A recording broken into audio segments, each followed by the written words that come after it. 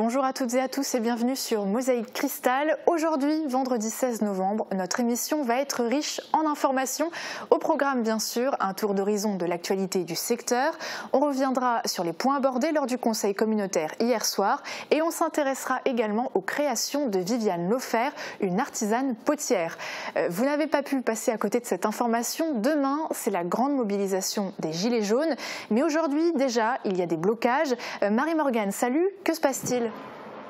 Salut Uranie, alors là je suis au rond-point de Vouzevillers, ce sont les agriculteurs qui manifestent depuis ce matin. Alors ils sont ici au rond-point de Vouzevillers, ils sont aussi au rond-point de Visvillers. Alors ici il y a à peu près une trentaine d'agriculteurs qui sont venus avec leur tracteur. À 11h ils ont bloqué toutes les entrées du rond-point, ce qui a créé pas mal de soucis pour les automobilistes. Il y en a beaucoup qui sont venus pour aller. Une demi-heure après environ, ils ont débloqué les voies, donc là c'est en train de circuler à nouveau. Ils sont en train de se préparer un petit barbecue pour rester manger à midi. Et à 13h, ils prendront la direction de la sous-préfecture de Sarreguemines. Tu auras plus d'informations tout à l'heure avec Christophe Tick, qui est l'organisateur de cette manifestation ici. Très bien, merci beaucoup. On te retrouve plus tard. Il y a un autre événement, cette fois-ci à Bitche, qui se prépare. C'est la pose de la première pierre symbolique de la nouvelle chaufferie bois. Valentin, bonjour. Qui pourra se chauffer avec ?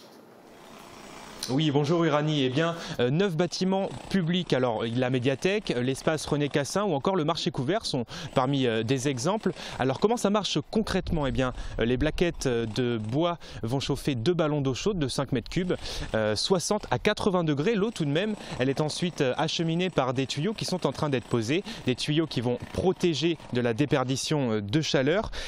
Comment ce bâtiment, cette chaufferie, ce bâtiment d'industrie va-t-il être intégré dans le paysage ? Ça, nous le verrons dans le reportage. Et puis nous aurons également Francis Vogt, le président de la communauté de communes du Pays de Bitche, qui viendra s'exprimer sur la volonté politique d'adapter une telle chaufferie à bois au Pays de Bitche. Merci beaucoup Valentin, on revient sur le sujet dans quelques instants, mais avant, on s'intéresse aux grandes infos du jour.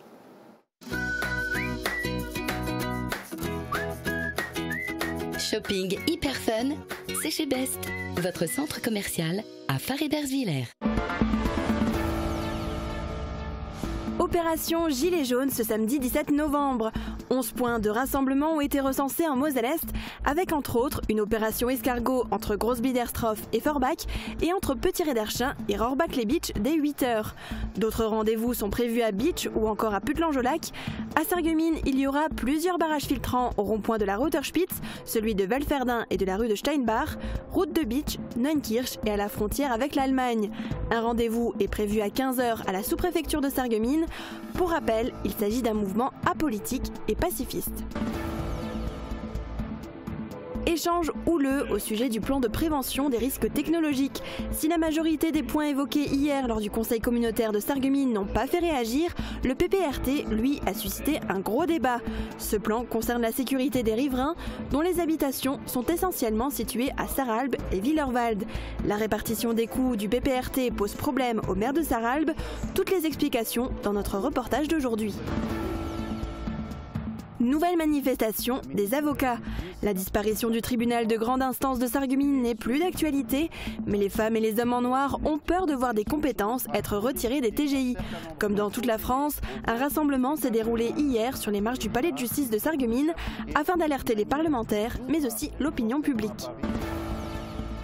Une cinquantaine d'élèves de 3e du collège Jean Zettlinger à Rohrbach-les-Bitches ont pu assister jeudi matin à une intervention sur les valeurs de la République et la citoyenneté en présence du sous-préfet. Cette intervention, qui était accompagnée d'un documentaire sur les missions du sous-préfet, a été organisée pour discuter des attentats qui ont frappé la France ces dernières années, mais aussi des actes d'incivilité envers les forces de l'ordre. Y a-t-il davantage de malades au centre hospitalier de Sarreguemines ? Il est 16h, difficile de trouver une place pour se garer. Le deuxième parking, créé il y a moins d'un an avec 87 places supplémentaires, affiche complet. Il ne reste plus qu'à se garer sur les bas-côtés, comme l'a déjà fait une bonne trentaine de voitures.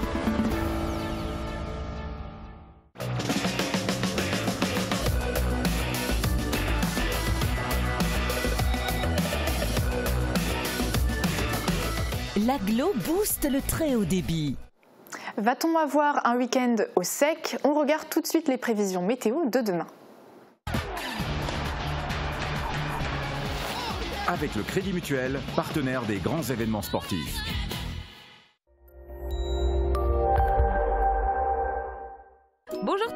la journée de demain sera baignée de soleil sous un ciel uniformément bleu et limpide. La fraîcheur est marquée au lever du jour avec de -1 à 2 degrés, mais les valeurs ressenties peuvent aller jusqu'à -5 degrés. Les températures maximales seront comprises entre 7 et 9 degrés. La journée de dimanche s'annonce encore plus belle avec un soleil qui domine largement du matin jusqu'au soir. Les températures minimales seront comprises entre -1 et 1 degré. Les maximales iront de 5 à 8 degrés.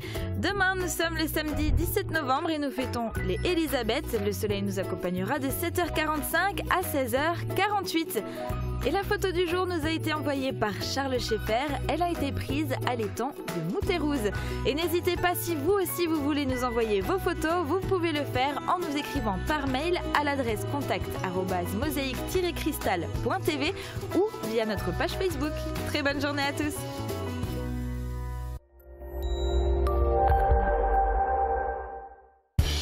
Pour vous, je suis prête à tout endurer, mais jamais je ne sors de mes gonds.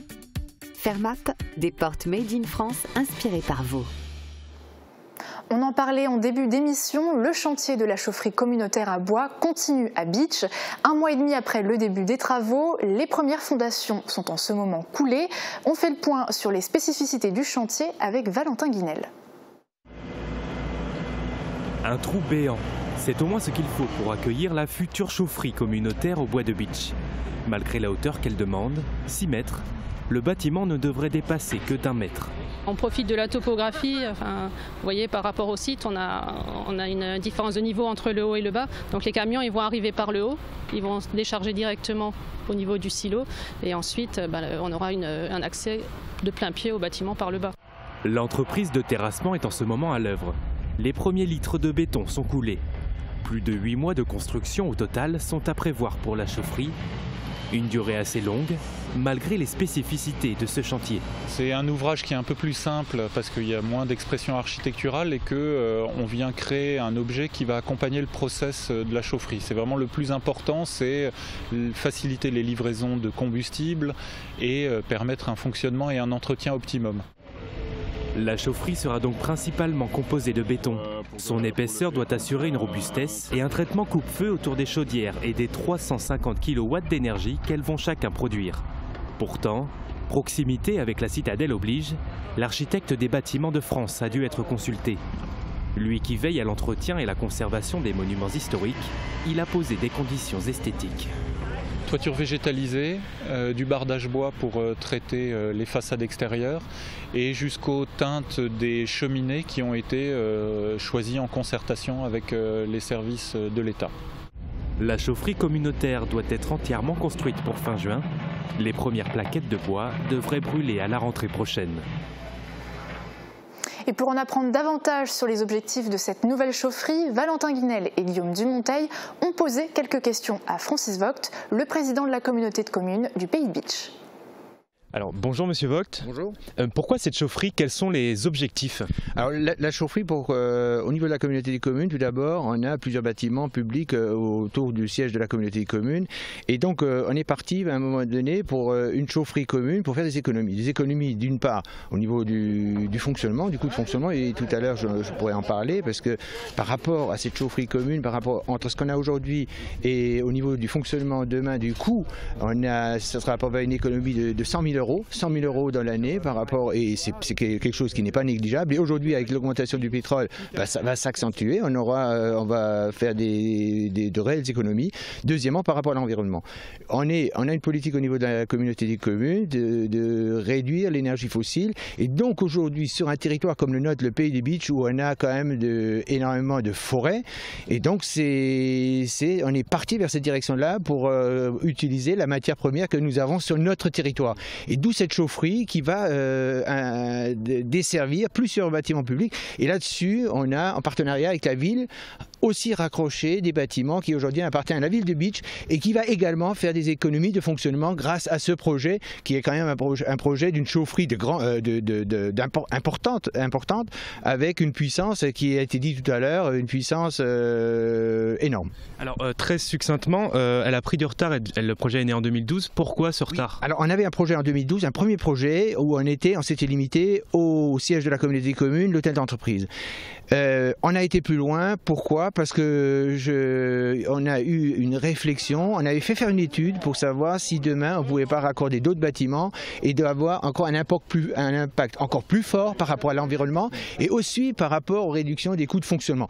Et donc cette étude-là nous a démontré qu'il fallait voir ça à une dimension supérieure et aujourd'hui, donc c'est pour ça qu'on a arrêté ce projet-là et refait ce nouveau projet avec cette chaufferie de grande taille qui va permettre à un moment donné de satisfaire par rapport à l'environnement aujourd'hui, parce qu'on en parle beaucoup, c'est d'avoir un impact positif au niveau de l'environnement, mais aussi par rapport au niveau du fonctionnement qui est important parce qu'on gère aussi des budgets. Justement, est-ce que c'est ce nouveau projet qui a poussé l'État et l'ADEME, donc l'Agence Environnement Énergie, à subventionner à hauteur de près de 80%? Oui, alors oui, parce que quelque part, le projet étant donné l'impact, parce que le subventionnement, c'est par rapport à l'impact qu'on a au niveau de l'environnement, et ce qui fait que on a eu un financement maximum, donc on est pas loin des 80%, très proche des 80% de subventions par rapport à l'impact à ce projet par rapport à l'environnement. Et c'est ça qui a fait qu'on a eu plus de subventions et le choix qu'on a fait aujourd'hui, on peut dire que c'était vraiment le bon choix parce que on va faire des économies d'investissement par rapport aux chaufferies qui existent où il faudrait les renouveler, des économies par rapport au fonctionnement et aussi un impact très positif par rapport à l'environnement. Et je pense que là, il faut vraiment qu'on aille dans ce sens-là, parce que c'est quelque chose qu'on a aujourd'hui. On a un territoire, le pays du Beach, avec un environnement, un cadre de vie magnifique, qu'on doit absolument préserver. Merci Monsieur Vogt. Voilà, donc merci. La tendance est à la mobilisation ces derniers temps chez les avocats notamment. La disparition du tribunal de grande instance de Sarreguemines n'est plus d'actualité, mais les femmes et les hommes en noir ont peur de voir des compétences être retirées des TGI. Comme dans toute la France, un rassemblement s'est déroulé hier sur les marches du palais de justice de Sarreguemines. Retour en images. Intéressant. Avec des bâtonniers devant l'Assemblée nationale, des avocats à l'entrée de chaque tribunal. Hier, les avocats ont fait part de leur mécontentement pour alerter les parlementaires et l'opinion publique. Ils s'opposent au projet de loi de programmation 2018-2022 et de réforme pour la justice, tel qu'il doit être lu prochainement à l'Assemblée nationale. Car si la disparition de certains TGI, dont celui de Sarreguemines, n'est plus à l'ordre du jour, ils pourraient perdre certaines de leurs compétences en raison de la spécialisation de certains tribunaux pour juger des affaires particulières. Et tout simplement de pouvoir aboutir à de nouveau vider les tribunaux de grande instance qui ont une compétence générale de leurs compétences, tout simplement, tout bêtement. Les avocats ont d'autres motifs de préoccupation, comme la mise en place d'une juridiction nationale en matière d'injonction de payer ou la possibilité donnée au directeur de CAF de réviser le montant d'une pension alimentaire. Les avocats vont soumettre aux députés différents amendements en leur demandant de les voter. Affaire à suivre. Présenté par notre profession. Voilà. Autre mobilisation, celle des agriculteurs de la FDSEA ce matin. Pour eux, il y a trop de discours, pas assez d'actes, pas assez de résultats concernant leur situation précaire. Marie-Morgane a d'ailleurs interrogé le président du canton de Sarreguemines pour la FDSEA. Concrètement, pourquoi vous vous mobilisez aujourd'hui? Aujourd'hui, nous nous mobilisons pour exprimer un ras-le-bol. Nous avons plusieurs points à évoquer avec les membres de l'État. Nous souhaitons rencontrer le député. Nous avons plusieurs soucis. Nous avons de l'argent qui nous a été promis au 16 octobre qui ne nous a pas été versé. Nous avons un tas de choses à exprimer au sous-préfet que je ne veux pas maintenant vous dévoiler, sinon monsieur le sous-préfet pourra préparer notre entretien, malgré que je pense qu'il est au courant, en espérant que monsieur le sous-préfet nous reçoit et que madame la députée sera présente devant la sous-préfecture. Si ces conditions sont respectées, la manif sera passive et se passera tranquillement. Si nous ne sommes pas reçus, nous serons obligés de déposer un souvenir. Nous allons appeler ça comme ça. Qu'est-ce que vous répondez aux automobilistes qui sont là, qui sont bloqués? Il y en a un petit peu qui râlent. Oui, donc certains automobilistes sont un peu nerveux, d'autres comprennent notre mouvement. Nous essayons de leur expliquer que nous allons les bloquer juste 10 minutes. Il faut bien que nous mettions le rond-point en sécurité. Et surtout, il faut que nous, bonhommes, soient en sécurité autant que le reste. On ne peut pas jouer avec la sécurité et c'est pour ça que nous allons bloquer le rond-point au maximum 10 minutes. Tout à l'heure, vous allez aller à la sous-préfecture de Sarreguemines. Concrètement, qu'est-ce que vous attendez de monsieur le sous-préfet? Nous attendons que monsieur le sous-préfet nous reçoive en délégation. Nous sommes 6 cantons présents qui sont Albestroff, Sarralbe, Gros-Tanquin, Volminster, Beach et Albestroff. Et l'autre convoi est à Visvillers. Nous allons nous regrouper après dans la rue de Nancy sur le rond-point de l'ancien abattoir en face de l'Intermarché pour aller chez monsieur le sous-préfet. Nous espérons qu'il reçoit une délégation 6 représentants de la FDSEA, 6 représentants JA de ces cantons pour évoquer nos problèmes et en discuter. Sorti de sous-préfecture, je ferai un communiqué de presse. En raison du mouvement des Gilets jaunes, certains axes routiers risquent d'être bloqués. Alors en prévention d'éventuels conflits, la ville de Bitche a pris la décision de fermer exceptionnellement le marché couvert ce samedi 17 novembre. De nombreuses autres structures, notamment sportives, ont choisi de ne pas ouvrir leurs portes et de reporter certains de leurs rendez-vous. Je vous propose maintenant de revenir en images sur les principaux points qui ont été abordés hier soir en conseil communautaire. Si la grande majorité des points à l'ordre du jour n'a pas fait réagir, le PPRT d'Ineos a lui suscité une violente joute verbale. Vous le verrez à la fin de ce reportage réalisé par Marie Luff et Julia Bitran. Ce conseil communautaire a donné lieu au vote de différentes subventions. 2 200 € pour des projets tutorés étudiants, 2 500 € pour l'association Ecréadis, 7 920 € pour les jeunes sapeurs-pompiers du territoire de la Casque, 8 400 € à l'amicale des sapeurs-pompiers de Sarreguemines et 1 500 € pour le CDAD qui supervise les consultations et informations juridiques au point d'accès aux droits du TGI de Sarreguemines. Du côté de la future maison de l'urbanisme et de l'habitat, les travaux étaient à l'arrêt mais vont pouvoir reprendre. Né de la loi Allure en 2015, le service mutualisé d'instruction des autorisations d'urbanisme pourra finalement bénéficier de locaux plus adaptés à l'accueil du public et qui seront dimensionnés pour anticiper de nouvelles compétences de l'agglo et donc de nouveaux services. Les travaux avaient débuté par la démolition et la reconstruction d'un bâtiment sur la parcelle du 93 rue Foch, acheté en 2015. Mais le projet n'avait pu être achevé face au refus des occupants de déménager du 91 rue Foch. La maison étant désormais inoccupée, la Casque va pouvoir l'acheter à son propriétaire, Sarreguemines Confluence Habitat. La transaction s'élèvera à 80 000 €, soit la valeur estimée par France Domaine. Concernant le développement économique, c'était l'heure du bilan de l'année 2017 pour la SEML Sarreguemines Confluence. Créée en 2007 pour assurer le portage d'opérations immobilières à vocation économique, c'est une société d'économie mixte locale dont la Casque est actionnaire. Les 4 opérations historiques, 3 pour l'entreprise Continentale et 1 pour la société ZF à Grossbliederstroff, se poursuivent. L'exercice 2017 s'inscrit dans la continuité des derniers exercices qui étaient marqués par des bilans positifs significatifs. En 2017, le résultat avant impôt sur les sociétés est de 161 541 €, soit un résultat similaire à celui de 2016. Continental songe à s'étendre. Ce sera sur un terrain d'un peu plus de 11 000 m² que la Casque va lui céder. Il s'agit d'une surface boisée, identifiée comme ayant une vocation économique dans les documents d'urbanisme. Elle est continue à Continental et située sur le site de l'ancienne entreprise Piron, rachetée en 2012 par la Casque. Vendue à 10 € hors taxe le mètre carré. Comme pour toutes les parcelles situées en zone d'activité communautaire, ce terrain a vocation à accueillir de possibles extensions du magasin pour les matières premières de Continental et un parking pour les salariés affectés aux missions d'inspection. Le montant total de la transaction sera de près de 112 000 € hors taxe. Un point a suscité des prises de parole houleuses. C'est le plan de prévention des risques technologiques concernant l'entreprise Ineos classée Seveso à haut risque. Le PPRT comprend 4 types de dépenses élevées, les mesures supplémentaires, les mesures foncières, les mesures de protection des zones d'aléas moyens et les mesures de protection des zones d'aléas faibles. Cela concerne la mise en sécurité des riverains, dont les habitations sont situées essentiellement à Sarralbe mais aussi à Villerwald. Les coûts du PPRT sont du ressort de l'entreprise Ineos, de l'État et des collectivités. Avant la fusion de la Casque avec la CCAL, les montants avaient été répartis entre la région, le département, la Casque, la CCAL et la ville de Sarralbe. Mais aujourd'hui, le maire de Sarralbe ne l'entend plus de cette oreille. 1 084 707 € sont dans la balance. Une partie serait prise en charge par le département et par la région. Pour la Casque, le surcoût à supporter serait de quasiment 700 000 €. Nous sommes confrontés à une loi, que Sarralbe ne fait pas les lois, que Sarralbe ne maîtrise pas le calendrier des PPRT, que Sarralbe n'a pas demandé un report de 4 mois et que Sarralbe a perdu sa compétence économique fin 2016. Bon, vous n'êtes plus compétent en matière de développement économique, c'est exact, mais vous continuez à l'euro près, je le précise, de percevoir votre CET que vous aviez avant.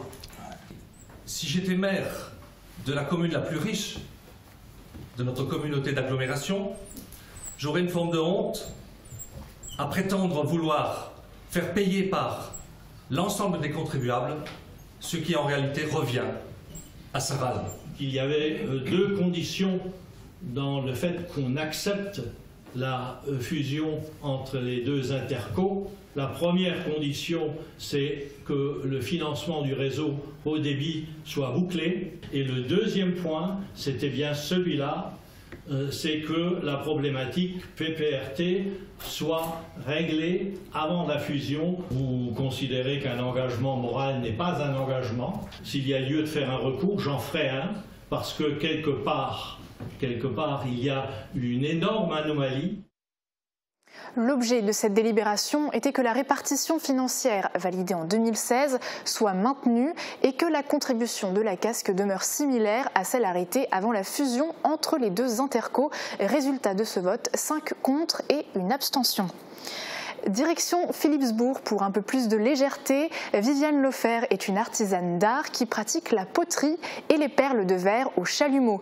Nous nous sommes rendus à la petite poterie du Hérisson, son atelier, où elle nous raconte sa passion et nous présente ses créations tout en couleurs. Mes passions sont faire de la poterie et des perles de verre. Donc en poterie, je m'amuse à tourner, je fais des pots, des vases, des cruches. Et puis je fais aussi des petites figures comme des petites poules. Les perles de verre au chalumeau. Alors on a du verre en tige que l'on fait fondre devant une flamme sur le chalumeau et en finale, en tournant sur une tige en métal, on forme des perles.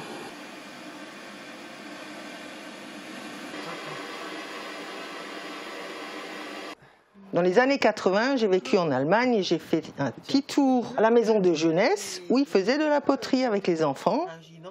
Et donc, je me suis amusée à faire des petits trucs, style un petit vase, un petit pot de fleurs. C'est comme ça que j'ai découvert la poterie. Pour les perles de verre, j'ai été faire un stage et c'était tellement chouette de jouer avec le feu que je suis rentrée avec le matos direct. De manière générale, je travaille beaucoup tout ce qui est utilitaire. Je fais plutôt des bols, des vases, des cruches, des saladiers, des tasses, des photophores.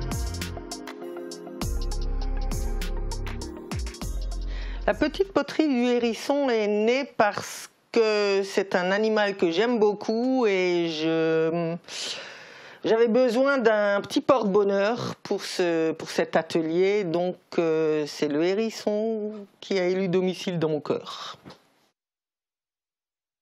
J'ai pris une année sabbatique pour pouvoir développer mon atelier quand j'ai remarqué que en fait, c'était ce qui me plaisait vraiment dans la vie. Ça m'a tellement plu que effectivement, je ne fais plus que ça maintenant. J'ai fait de ma passion mon métier. En fait, quand on travaille la terre et même le verre, c'est un métier, ça sort des tripes, on y met tout ce qu'on a, quoi.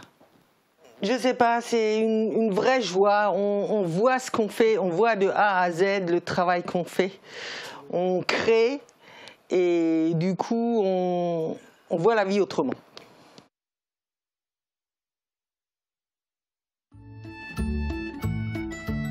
Alors un artisan d'art, pour moi, c'est faire des choses utiles, mais qui sont belles, qu'on a envie d'utiliser tous les jours et qu'on a envie de voir chez soi.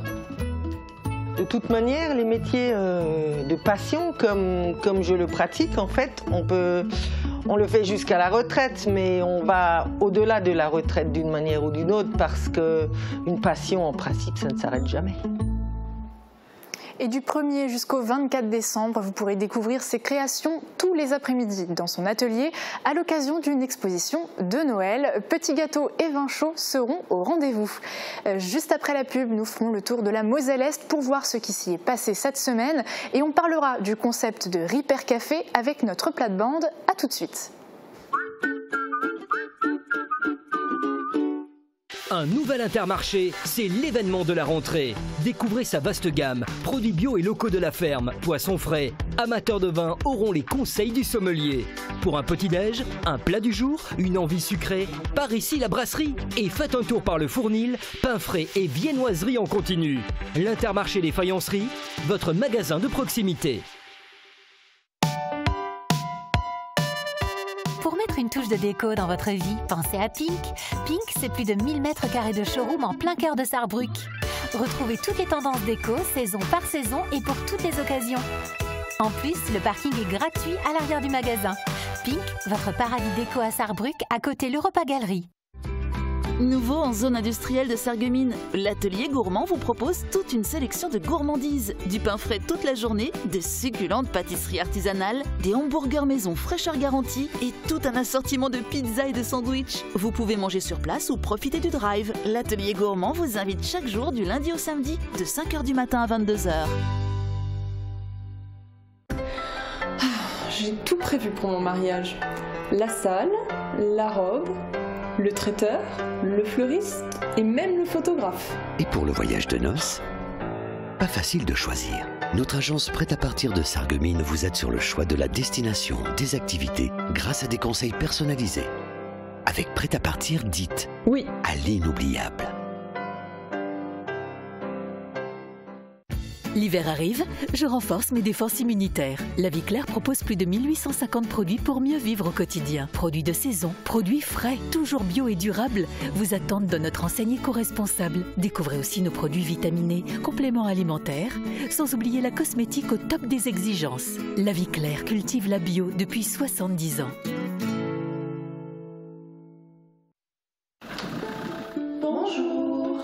Pourquoi hésiter avant d'opter pour le ménage de confort? Les avantages sont nombreux. Vous gagnez en qualité de vie, en temps et vous avez plaisir à entrer dans une maison propre. Faites confiance aux professionnels d'AVS Service et confiez-leur tâches ménagères et repassage. AVS Santé, notre métier, vous accompagner. Une franchise internationale, c'est une force. Mais les géants ont aussi besoin d'une âme. C'est ici qu'elle se trouve, dans ces mains qui entretiennent votre moteur. Elle est dans l'attention particulière faite à la révision de vos freins. Elle est dans la mécanique délicate d'une courroie de distribution. Elle est dans le contrôle minutieux du parallélisme de vos roues. Elle est dans l'attention particulière de votre accueil. Euromaster, vous êtes entre de bonnes mains. Bon Guillaume, Jadier Sloss? C'est-à-dire? Jadier Sloss dehors. Ouais, c'est-à-dire? Tous les deux. Ah, ok, tous les deux. Ok, ça marche. On ne parle pas tous plate, mais on a pensé aux sous-titres. À découvrir du lundi au vendredi dès 12h sur Mosaïque Cristal. Cette semaine encore, la Moselle-Est regorge de nombreuses actualités, comme la venue du ministre Bruno Le Maire à Sarreguemines, les commémorations pour le centenaire de la Première Guerre mondiale à Cocherène, Bitche ou encore Sarrebruck. Et on démarre avec l'intervention de Catherine Robinet sur la coopération transfrontalière entre la France et l'Allemagne.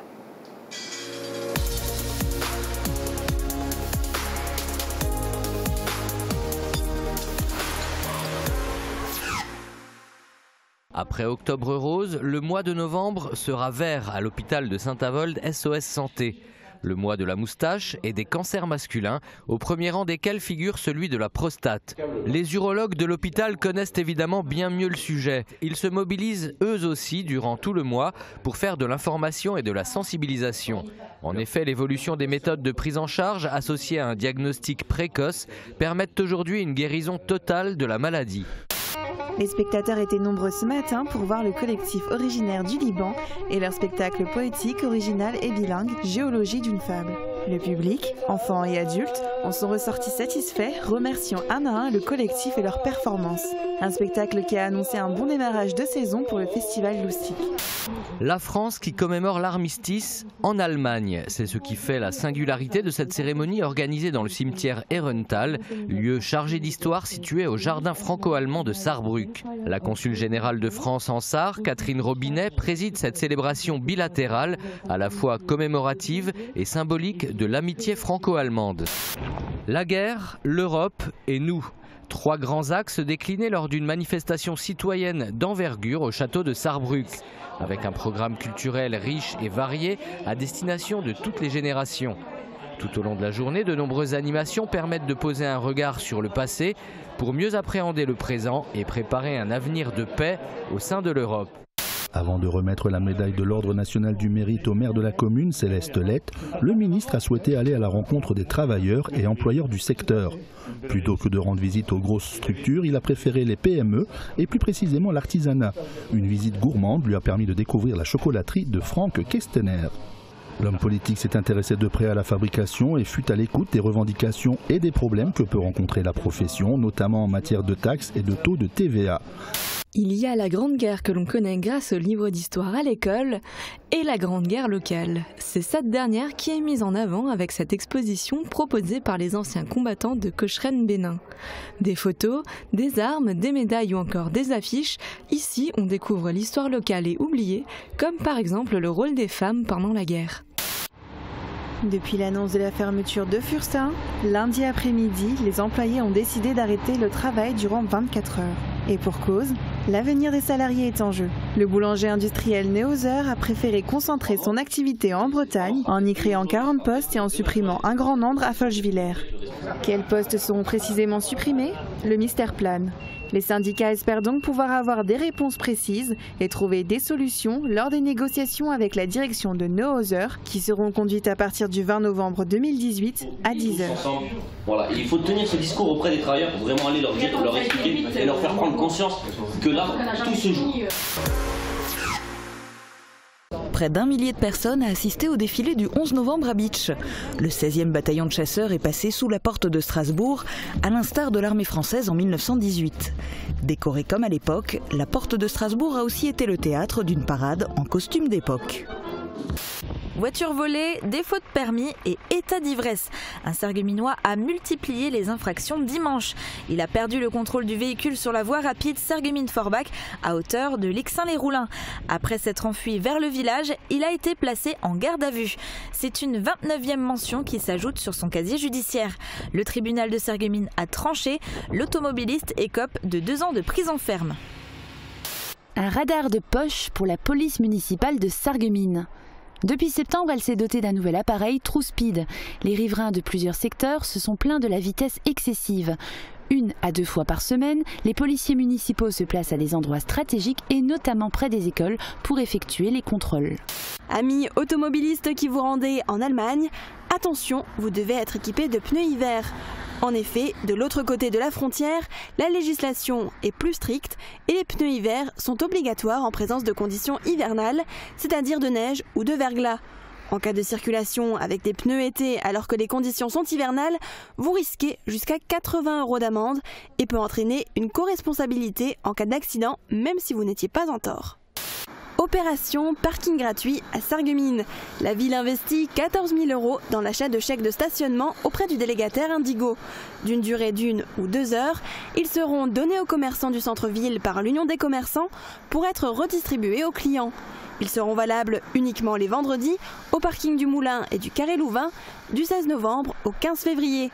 En parallèle, les commerces resteront ouverts entre midi et 2 les vendredis. Le centre nautique communautaire de Sarreguemines est en sous-effectif. Pour répondre aux normes de sécurité, les horaires d'ouverture au grand public vont être revus à la baisse. À partir du 19 novembre, la piscine sera accessible 79 heures par semaine contre 90 actuellement. Cela reste l'amplitude horaire la plus importante de Moselle. Les scolaires et les nageurs du cercle nautique ne sont pas impactés. C'est une situation temporaire mais qui pourrait s'inscrire dans la durée, le temps de réussir à recruter des maîtres nageurs. Noël en Moselle, ça démarre demain. Plus de 135 événements vont animer la Moselle. Patrick Weiten, le président du département, a présenté l'édition 2018 cette semaine à Paris. Les boules de Noël de Meisenthal font partie des animations labellisées Noël de Moselle. À Metz, une enquête sera à mener dans la forêt des Lanternes, dans le jardin Faber. Sarreguemines, ville amie des enfants. Hier, un spectacle UNICEF était organisé dans le cadre de la Journée internationale des droits de l'enfant. Sur scène, le maître de cérémonie Loïc Godvalès et tout un tas d'enfants issus du périscolaire Les Francas, du conservatoire, de l'IME, de l'association Music Dance Connection ou encore des collèges Himmelsberg et Jean Jaurès. Le show s'est ouvert avec de la gymnastique scénarisée afin d'illustrer le droit au sport. Ces ambassadeurs de l'UNICEF ont proposé environ 3 heures de show avec du chant, de la musique, de la danse, mais aussi des sketchs comiques.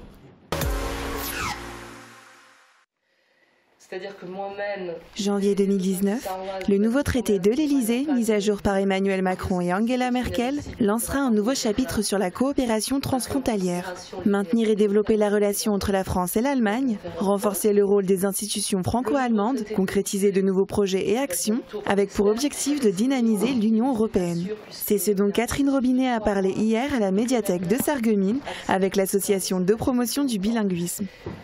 Le traité de l'Élysée avait été signé entre De Gaulle et Adenauer en 1963 et pour le rénover, Mme Merkel et M. Macron ont décidé d'en faire un nouveau qui va compléter l'ancien et qui va inviter les régions frontalières à être encore plus un laboratoire, à faire preuve de créativité, que le maître mot sera la subsidiarité, c'est-à-dire tout ce qui pourra être réglé au niveau local pourra l'être, et ça donnera plus de dynamisme à une région frontalière. Les chefs d'État, Macron, et de gouvernement, Mme Merkel, vont donner le feu vert aux collectivités locales pour discuter entre elles sur des sujets, je ne sais pas, par exemple les transports, par exemple la santé, l'enseignement de la langue du voisin, ce genre de choses. Ça ne va pas être figé dans le traité, ça va simplement être de dire on encourage les gens de la région à travailler ensemble sans que l'État n'intervienne.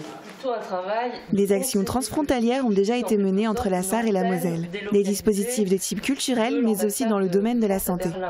Le meilleur exemple, c'est la convention Mozart qui permet de développer la convention qui existe actuellement dans le domaine de la cardiologie entre Herzzentrum de Völklingen et l'hôpital Marie-Madeleine de Forbach, qui permet à un Français, si vous avez une crise cardiaque à Forbach, vous pouvez être soigné directement à Völklingen au lieu d'être emmené par hélicoptère à Metz. Ça marche très bien. La coopération dans le domaine culturel, il y a le festival Loustic, festival Perspective, le festival Primeur, des expositions. Dans le domaine culturel, il y a énormément de choses qui sont faites. L'intervention de la consule à la bibliothèque de Sarreguemines fait aussi partie des actions mises en place pour renforcer l'adhésion transfrontalière. Il faut continuer à en parler, car en effet, d'autres domaines rencontrent des problèmes de développement et de concrétisation de projets. Les obstacles sont de plusieurs ordres. Vous avez déjà un obstacle psychologique chez les jeunes eux-mêmes qui ne veulent pas prendre le risque, entre guillemets, de traverser la frontière, même si elle n'existe plus. Donc il y a obstacle psychologique. Obstacle administratif. Nos systèmes sont très différents. Les Allemands, ils ont ce qu'ils appellent le Dual System, qui est donc alternance entre l'entreprise et la formation théorique, qu'ils portent au pinacle en disant que c'est le meilleur système possible. Donc déjà, ils n'acceptent pas nos diplômes à nous, ils ne les reconnaissent pas comme un diplôme allemand, ce qui peut aussi générer une hésitation et un manque de motivation chez les jeunes Français qui vont dire je ne vais pas recommencer à zéro mes études alors que j'ai un BTS. Donc voilà, 2 ordres, psychologique, administratif. Le Consulat général de France en Sarre espère donc que le nouveau traité aidera à dépasser ces obstacles et renforcer non seulement le dynamisme de l'Europe, mais aussi le dynamisme de nos régions frontalières, mosellanes et sarroises.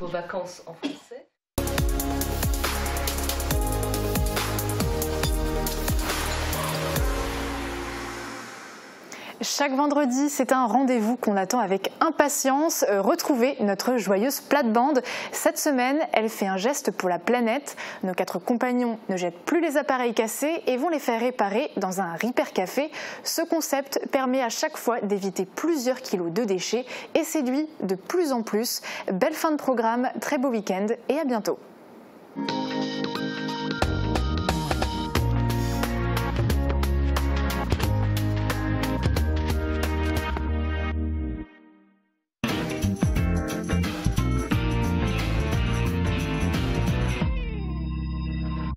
Liebe liebe Zuschauer von Mosaik Kristall, also jetzt haben wir so richtig gut drin. Also bisschen London, sagen wir. wie Monte Carlo. Mosaik Kristall. Monte Carlo. Monte Carlo, Mosaik Kristall. Also Martin, du bist doch richtig Fan von Repair-Café. Früher haben wir nicht alles fortgeworfen und du bist auch davor, dass man wieder fliegt. Ja, man soll es fliegen. Manchmal fällt nur ein Schraub oder etwas und man weiß nicht, wie es geht. Und dann geht man in einen Repair-Café und da ist immer einer, wo das kann fliegen. Und das ist ja gut für die Planet. Für die Umwelt. Für die Umwelt. Dann haben wir gemerkt, die Andeutung, da ist immer jemand, wo das kann fliegen. Ich habe dann gelesen, Martin, in einem Repair-Café kommt man mit seinem Apparat und dann zeigt der Monsieur, wie man das Ding fliegt. Aber du hilfst mit. Du musst mithelfen. Du musst es kapieren, bis das ist, wenn es nochmal kaputt geht. Also, wenn du jetzt eine alte Kuckucksuhr daheim hast. Ja, ich schon so eine, ja. Und der Kuckuck kommt nicht mehr richtig raus. Das soll ich auch. Gehst in den Repair-Café und dann kommt der Kuckuck wieder raus. Das war so einfach. Also, aber zeigt er dort, wie es geht. Also, kann ich ein paar Datum sagen, weil die Leute, die will bestimmt wissen, wann sie wieder hingehen. Für den Kuckuck reparieren. Martin, du lachst, aber es ist nicht zum Lachen. Was haben wir jetzt? November. Also am 27. Januar 2019 ist einer in Blies-Gerswiller, ein Repair-Café, in der Mairie. Bon, es war da für ein paar Tage in einem Domfessel gewesen, aber für die Leute, die noch ein bisschen fahren wollen, da am 8. Dezember ist noch einer in Hirschland. Weil die Elsässer, die haben das auch. Die ist halt so lieber, es geht. Voilà, und die haben da, kannst du alles, Kuckuck steht da, mal Kuckuck, kannst du auch fliegen lassen. Oder Velo, Jouet, sogar Elektronik, Kleider. Schon gesehen, Leute mit Computer bringen oder die Imprimante, die nicht mehr gehen und so weiter. Mit dem Velo? Ja, oder mit dem Velo. Manchmal ist nur mit der Pneu die Konflikte. Also der Chronik hat da mal nachgeschlagen und dann haben wir gelesen, dass das, was am meisten gefliegt wird in den Repair-Café, das ist ja ein Platz, wo du kannst ein bisschen Kaffee trinken und so, sind aber die Kaffeemaschinen.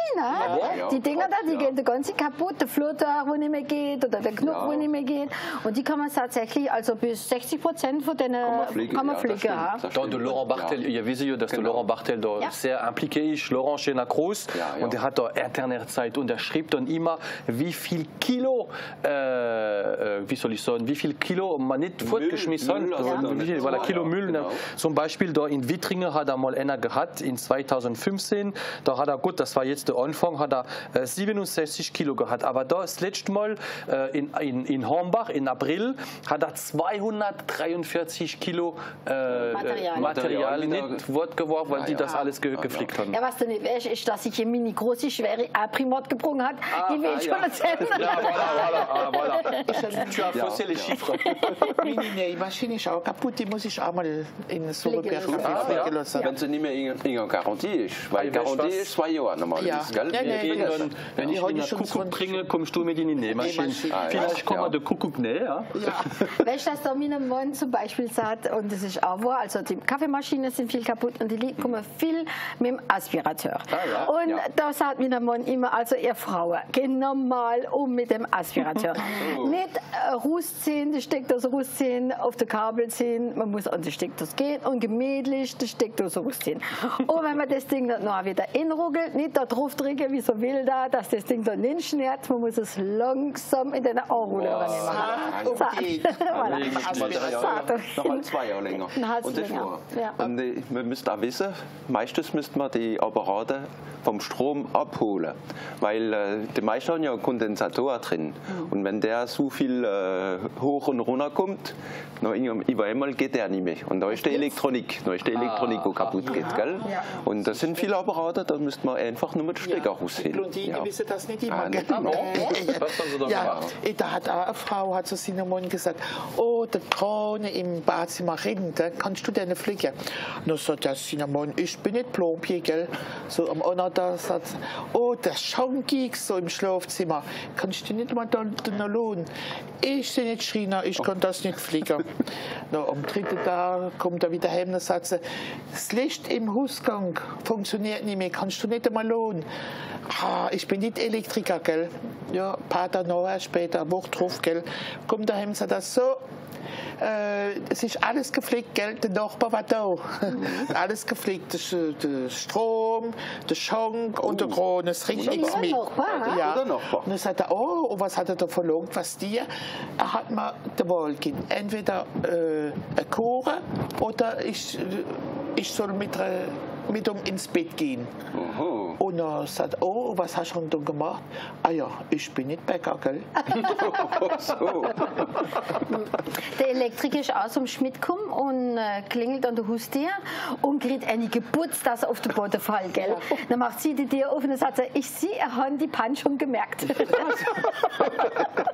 Elektroschmidt, gell? Ich schlage vor, wir machen jetzt Schluss. Ja. Und die nächste Woche machen wir euch eine schöne Besichtigung in den Escape Games. Escape Games. Wenn ihr nicht wisst, was ist, kommen wir wieder die nächste Woche bei Monte Carlo, bei Mosaik Cristal.